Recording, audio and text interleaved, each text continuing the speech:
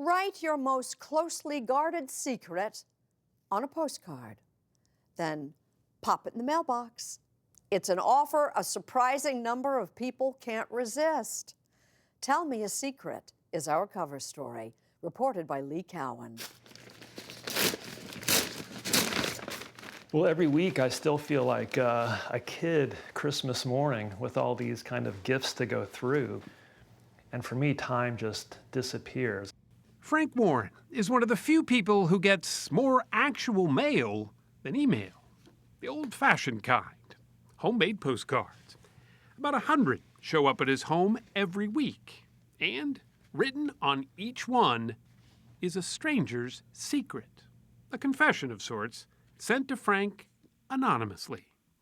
When people I love leave voicemails on my phone, I always save them in case they die tomorrow, and I have no other way of hearing their voice ever again. You called me an idiot, so I sent your bags to the wrong destination. Whoops, I guess you were right. I read every postcard, I keep every secret. I think it's a precious and singular archive. That's how you look at it, as an archive? Yeah, an archive of our hidden selves.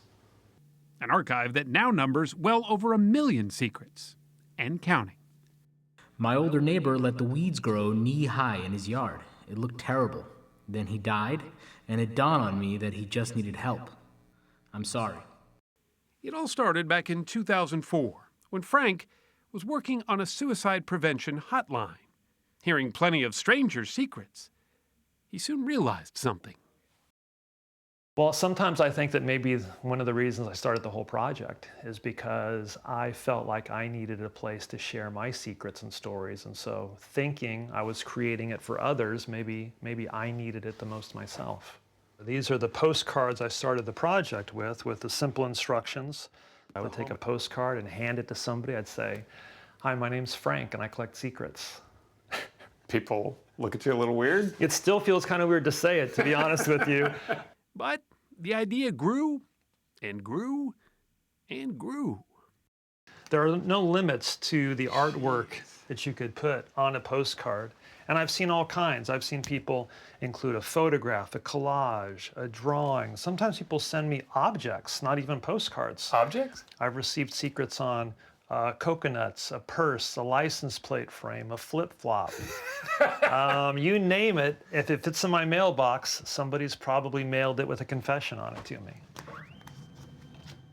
Every Sunday for the last 14 years, he scans a few of them and shares these stranger secrets on his blog, PostSecret.com. I think I've learned that everybody has at least one secret that could break your heart. Secrets like this one. I tell people I'm new in town to explain why I have no friends. I've lived here my entire life. Or this one. I'm getting weight loss surgery next month, and what scares me the most about it isn't the dangers or complications, but that I will finally find out whether people dislike me because I was fat or if they just hated my personality. In some ways, I think when we keep a secret, that secret's actually keeping us. In what way?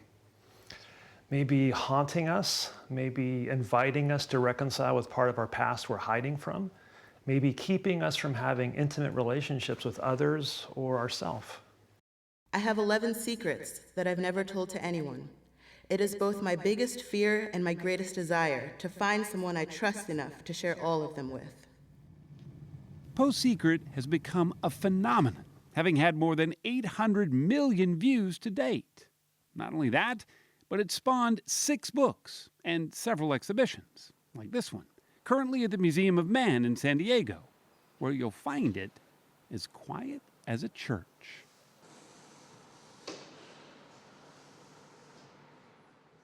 There is a sense of, I think, respect and reverence for the courage it took for everyday people to really open up and share something with a stranger they've never done before. Among them are humorous ones, like this. I work at the Apple Store and judge you by which color iPod you pick. But many of them are pretty tough to read.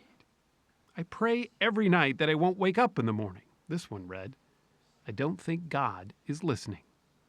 Here's another. Dad, I know you keep your gun loaded, and unlocked. The reaction is usually just like, this is incredible. I can't believe what I've read. This is really special. It is a little overwhelming, too, right? It can be. It can be. Erika Katayama is the director of exhibits at the Museum of Man and has never seen a response to a show quite like this. You often read one that hits close to home, that is really something that feels like it could be your secret.